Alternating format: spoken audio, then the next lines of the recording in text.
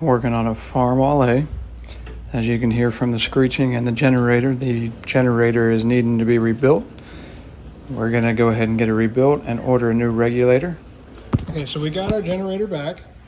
Got a new voltage regulator. The new regulator has two terminals, one marked gen, one marked bat. The old regulator had three terminals. Had a bat, a gen, and I believe it was an armature field. Anyhow, this is the diagram that Steiner gives you. It tells you to take the battery, run it to the amp meter, but not what side. It tells you to take the generator and run it over to the armature group. Okay, that's easy enough. And then the field, it tells you to take it up to the switch.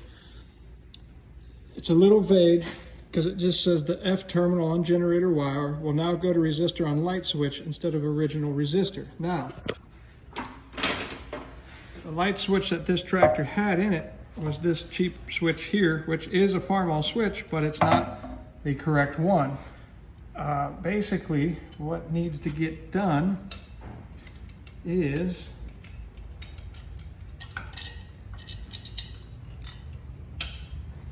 there should be a switch like this. Okay? Now, the field terminal right here runs along here and goes to that position on your switch there, on your light switch. You then need to take the opposing side and run it to ground. This is your battery.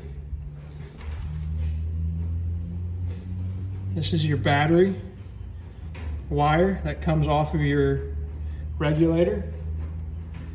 This is a jumper needed to power this switch. This is tail lights. Just runs right there to the tail light. This is your headlights. This is your ignition switch to start and stop. This is your switch that goes to the battery, to right up here, runs to the starting motor. Why they couldn't have made it a simpler diagram, I don't know. Here is the wiring diagram I found and went off of.